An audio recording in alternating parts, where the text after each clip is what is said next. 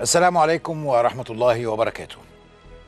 زي ما قلت لحضراتكم قبل الفاصل ان بناء على طلب الكثير من مشاهدينا امبارح لما تحدثنا عن القوات المسلحة المصرية، قالوا ان هم ملحقوش يلقطوا الارقام والمعلومات اللي احنا قلناها في وسط حوارنا مع عدد من القادة السابقين لافرع القوات المسلحة او جزء من افرع هذه القوات. فبالتالي النهارده قلنا هنقدم لحضراتكم بعض هذه المعلومات في دقائق قليله نحاول نهضم بيها اللي هو موجود. القوات المسلحه المصريه بتصنف على انها الاقوى عربيا وافريقيا، وفي المركز ال 13 من حيث القوه على مستوى العالم، وفي المركز العاشر من حيث عدد الافراد البالغ 468 ألف. الجيش المصري أقدم جيش نظامي في العالم، بدأ أول حروبه لتوحيد مصر على يد الملك مينا سنة 3425 قبل الميلاد، يعني عمره أكتر من 5000 سنة، وخاض حروب مهمة جدا وحروب استقلال كبرى، منها معركة المنصورة، عين جالوت، الحرب المصرية العثمانية سنة 1831، الثورة العرابية، الحرب العالمية الثانية، وحرب 48 وحرب 67 وحرب الاستنزاف وانتصار أكتوبر العظيم سنة 73 وحرب الخليج. مصادر معدات الجيش المصري متعددة من الولايات المتحدة، روسيا وفرنسا وإيطاليا وأوكرانيا والصين وبريطانيا. معدات كتير بيتم تصنيعها في مصر زي الدبابات M1 أيبرامز. المعاهد الدولية بتقول القوات المسلحة المصرية شهدت تقدم كبير مقارنة بوضعها في حرب أكتوبر. يعني احنا شايفين قدامنا الدبابة التي 60 اللي هي من الدبابات اللي هي تعتبر موجودة في مصر. أكبر عدد من الدبابات موجود من التي 60 ده، غير الام 1 اي 1 أو الام 1 أيبرامز، وعدد تاني موجود من الدبابات والمدرعات المصرية. المعاهد بتقول القوات المسلحة المصرية شهدت تقدم كبير مقارنة بوضعها في حرب أكتوبر، وده أثار قلق إسرائيل بسبب تحسن نوعية القوات المصرية خاصة في السلاح الجوي. تقرير لهآرتس قال عدد طيارات الاف 16 في مصر بيضاهي اللي بتملكه إسرائيل، ومصر بتتفوق على إسرائيل في عدد الدبابات والطيارات والسفن. يعني اللي طارت دي متهيألي الاف 16 طارت وعدت. القوات الجوية هي الأكبر حجما في إفريقيا والشرق الأوسط، وبتيجي في المركز الثاني بعد إسرائيل تكنولوجيا، وسابقة تركيا تكنولوجيا وعددا وعدة وقدرة نيرانية، وبتمتلك 1212 طيارة ما بين مقاتلة وقاذفة. العمود الفقري للقوات الجوية المصرية 220 مقاتلة اف 16 فايتنج فالكون الأمريكية الصنع، وتم شراء 20 طيارة بلوك 50-52 أواخر سنة 2009. مصر هي رابع أكبر مستخدم في العالم للطائرات الاف 16. طبعا عندنا طائرات أخرى مقاتلة غير الاف 16 هي الميراج 2000، وتم تطوير الطيارات الفانتوم اف 4 والميراج 5 والسي 130 هيركيوليز وطيارات الإنذار المبكر. مصر بتصنع طيارة التدريب كي 8 اي الصينية بموجب رخصة تصنيع، وصل نسبة المكون المحلي في تصنيعها لأكثر من 95%، والحقيقة أنا شفتها شخصيا في الهيئة العربية للتصنيع وهي بتصنع. طبعا بنحاول ان احنا نستبدل الطيارات الميج 21 واف 4 القديمة، ويعتقد ان الميج 29 هي اللي ممكن تكون بديل. بالنسبة للطيارات الهليكوبتر، يعني عندنا طبعا الطيارات الايروسباسيال جازال اللي بتصنع برخصة من فرنسا، بالإضافة للهليكوبتر مي 8 اللي بتستخدمها القوات الخاصة ومي 17.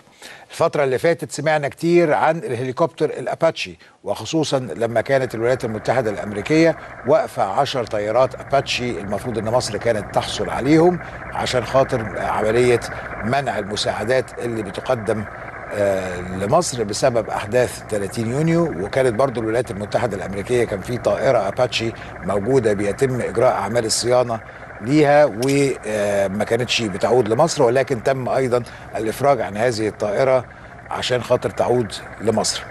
ما ننساش ان مصر اطلقت القمر الصناعي ايجيبت سات 2 للاستشعار عن بعد، وده ليه دور مهم جدا سواء كان في الاغراض العلميه او اغراض مراقبه الحدود المصريه. والطائرات الاباتشي زي ما احنا شايفين دي من الطائرات اللي بتستخدم في العمليات المهمه جدا ضد الارهابيين وخاصه في سيناء. الدفاع الجوي المصري، مصر عندها زي ما قلنا امبارح نظام حديث للدفاع الجوي وأنظمة صواريخ مضادة للطائرات وأكبر حجم صواريخ أرض بعد الصين وروسيا والولايات المتحدة. عندنا 390 منصة صواريخ سام 2، وعندنا برضو صواريخ سام 3 240 منصة و56 منصة صواريخ سام 6. مصر داخلة في مفاوضات مع روسيا على نظام يقال ان هو الاس 300، ولكن اعتقد حسب معلوماتي ان الطلب على الاس 300 ما بقاش هو اللي طلبته مصر، لان بنطلب ما هو احدث منها وهو بدايات الاس 500، وان شاء الله يتحقق ده. واحدة من اقوى شبكات الدفاع الجوي في العالم نظرا لتنوع التسليح في مصر من شرقي وغربي ومصري الصنع، تخلي من الصعب او المستحيل اختراق الاجواء المصريه، حتى ان الولايات المتحده الامريكيه صنفته على انه اعقد منظومه دفاع جوي في 2008 واقوى نظام دفاع جوي في العالم حسب تقرير الناتو 2005 وتقرير CIA 2008. وتم تصنيف شبكه الدفاع الجوي المصري على انه الشبكه الاكثر تعقيدا في العالم حسب تقرير الامم المتحده سنه 2010، ده لصعوبه اختراقه بالتشويش والتدخلات. بالنسبة للبحرية، مصر عندها أكبر قوات بحرية في إفريقيا والشرق الأوسط، سواء من الفرقاطات أو الغواصات ومكافحات الألغام والقوارب الصاروخية وزوارق الدورية. مصر عندها الفرقاطات نوكس وبيري وأربع قطع من الزورق الشبح أمباسادور MK3، ومصر هي المالك الوحيد لهذا الزورق، ولا يجوز لأي دولة شراء أي نسخة منه بدون موافقة مصر. وهذا الزورق أساسا لما تم تصنيعه يتم تصنيعه عشان خاطر يتوائم مع ما تتطلبه مصر واحتياجات مصر. الرئيس السابق للجنة الشؤون الخارجية والدفاع في الكنيست الإسرائيلي قال إن الأسطول البحري المصري أكبر 3 مرات من الإسرائيلي، ده غير ان مصر هتحصل على 4 غواصات 209 دولفين 209 من المانيا و2 فرقاطه ميكو 200، وفي مفاوضات على 4 كورفتات قتاليه جديده. قواتنا البريه عامله ازاي؟ في عندنا 480 الف مقاتل في الخدمه و800 ألف مقاتل احتياط، ده أكبر جيش بري في إفريقيا والشرق الأوسط، بيمتلك 4870 دبابة قتال و2760 مدفع وفرق خاصة شاركت في مناورات كبرى مع الولايات المتحدة وإنجلترا وألمانيا وفرنسا وإيطاليا.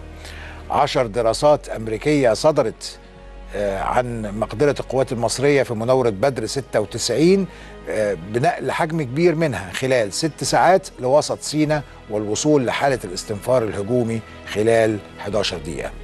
مصر عندها 1130 دبابة M1A1 Abrams الأمريكية، والعدد ده متوقع ان هو يوصل ل 1500 دبابة خلال سنة 2016. والدبابة دي يمكن عندنا بسبب برضو التوترات اللي حاصلة في العلاقات بين مصر والولايات المتحدة الأمريكية، معناها إن متوقفة عملية التصنيع والتجميع اللي بتحصل، ولكن إن شاء الله تعود سريعا. وعندنا طبعا التي 62 النسخ المطورة منها اللي احنا شايفينها، وتي 80 سوفيتية الصنع. ومصر بتصنع دبابة أخرى يمكن تكون أقل قدرة من باقي الدبابات لكن قدراتها تم تحسينها، هي الدبابة رمسيس 2. وعندنا طبعا زي ما قلنا الصواريخ أرض أكبر عدد موجود عندنا بعد الصين وروسيا والولايات المتحدة الأمريكية. يعني ده كده في ملخص بسيط، يعني مش هنقول إن هو يعني موجز، يمكن يكون أو أتمنى انه ما يكونش هذا الملخص بيقلل من حجم ما هو مفروض يتوافر لدينا من معلومات، لكن بنقول ده عشان نبقى عارفين جيشنا شكله عامل ازاي، حجمه عامل ازاي، ممكن نتعامل معاه ازاي وعلى اي اساس. طبعا في حوالينا بتدور كم من الامور والحاجات اللي بتؤكد ان هناك مؤامره مش بس دائره على مصر، لان المعلومه دي مش معلومه جديده، ولكن المعلومه الاكيده ان المؤامره مستمره. بتشارك فيها جهات كتير، دول كتير، اعلام كتير، وتقارير بتطلع كل شويه تتكلم على كلام يعني اعتقد انه مهم ان احنا نبقى عارفينه ويبقى داير جوه اذهاننا. بالمناسبه الامن ضبط شخص اخواني في المنيا كان معاه 3 صناديق خاصه بالانتخابات مستولى عليها، كان من مركز شرطه ابو قرقاص خلال احداث الشغب اثناء فض اعتصام رابعه والنهضه، وكان معاه 6 قطع، يعني 6 زي العسكري كامل بالرتب، في معاه 6 منهم موجودين. فبرضه ده بيخلينا نقول لازم نبقى أكثر حرصا.